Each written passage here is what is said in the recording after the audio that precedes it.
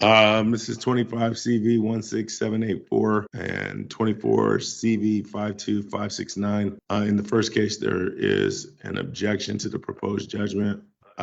Ms. Bong, what are your objections? Ms. Bong, are you on the line? Yes, Your Honor. Can you hear me? I can hear you now. Yeah. Yes, Your Honor. I object to the proposed judgment under oral to the proposed judgment said to present evidence of Breaking up, Ms. Bong. that shifts the burden and under ORS 1 now. Ms. Bong, you're breaking up. Your Honor, I'm sorry to interrupt. Ms. Bong has two connections open with WebEx, which is causing the back and forth and echoing and so on. Okay, you may need to close one of those, Ms. Bong, just so we can hear you. Okay, Your Honor, I'm sorry. Is this better? I can hear you better now. Okay. So, Your Honor, I object to the proposed judgment under ORCP 60B. The proposed judgment says I failed to present evidence of improper holding that shifts the burden. Under ORS 192.431, the district had the burden to sustain its denial and non-production. The evidence included Superintendent LaFontaine's admissions that he did not check non-email sources where responsive records may have been located, and that if he asked Pace for the records, Pace would have given it to him. Those admissions go directly to adequate search, possession, custody, and control. And also, this was a bench trial, not a verdict, and I asked the court to enter a neutral judgment or make limited findings on adequate search, possession, custody, control, and uphold before entry of judgment. Mr. Mergereau. I think the judgment captures the court's findings that it made during the trial, and it captures the court's verdict, and I think the judgment should be signed. I don't recall, because I haven't had the opportunity to review the record, the specific language. I can go back and review that language, or I can modify this to strike the language all but the court found in favor of defendant on plaintiff's claim for relief, of which I know to be. I don't object to that, Your Honor. Frankly, I would just prefer that the judgment be entered. If that's the way the court wants to move forward, that's fine with defendant. I have no objections either, Your Honor. All right. Submit a new proposed judgment. I mean, I can do it here, but I would have to white out the objections that are obviously there. I think it'll just be cleaner if you omit that language and resubmit it, and I'll sign. Understood, Your Honor. All right. And was there a matter we had to take care of in the... Oh, okay. And 24 CV 52569, there is a pending fee petition. Let me open that up. Mr. Mergereau, go ahead and you can make your record while I'm opening that up. Thank you, Your Honor. If the court will recall, I'll just give you a little context for why there's a fee petition in this case. I filed a motion under ORCP 46 to have the case dismissed. Is this the discovery issue? Correct, yes. Yeah, okay.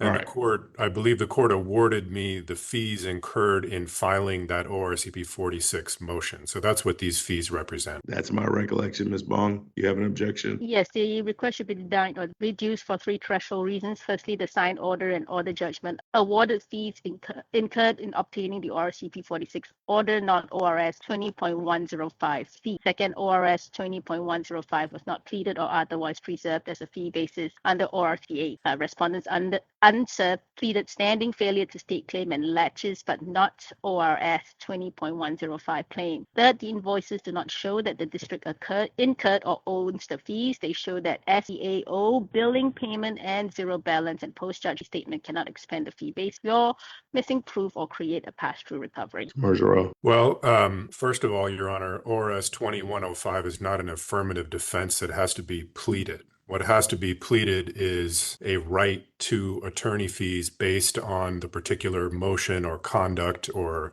argument that is made. And that is why in my ORCP 46 motion, I included the ORCP 68 2A, I believe is the provision, the language that says, I believe that this party believes that this conduct that's addressed in this motion also entitles us to attorney fees under ORS 2105. So that's the reason. You pled it in the discovery motion. Yes, that's right, Your Honor. Okay. And Ms. Bong, did I hear you say that part of this is for work that goes beyond the scope of... I'm sorry, you broke up my meaning. Oh, yeah. So what I'm asking you is, did I understand your argument to be that part of this is for work that's done beyond the scope of the discovery? Yes, what was the SDAO involvement, I think is what I'm referring to? So the The district is requesting attorney fees Yeah. to obtain the order, but it incurred no fees according to the billing that Ms. Rose has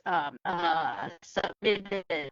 It shows that the SDAO was the one who billed the zero payment, the payment. So the district itself incurred no fees and therefore cannot collect collect its fees, which it did not pay. Is that attached to the deck? If I could respond, Your Honor, there is no rule or case that says where an insurance company is the entity that is paying the legal bills. That means a party cannot be awarded attorney fees. That would make no sense. There's subrogation for issues like that, I suppose. So I think I understand it. You're saying that it's because the insurance company paid not that the fee wasn't related to the work. But in that part of the argument, yes, Your Honor. But also regarding subrogation, the insurance policy does have that clause if the payment was under the covered policy, but it paid on defense of a public records claim, which is not covered policy. So that subrogation clause does not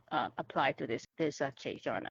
And is there another motion that I haven't seen yet? 9.350 motion. Yes, that's right, Your Honor. And I filed responses to those. Yes, Your Honor. And I've also filed a reply early this morning to Mr. Mersmont. Oh, this is questioning Mr. Mergero's authority again? Yes. Okay, that motion is denied. And I'm just going back to the fee bill. Just one moment.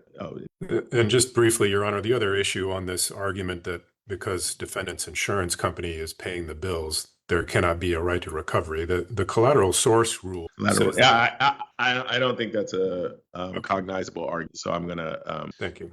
You can't even bring that up. I don't think so. Under the collateral source rule.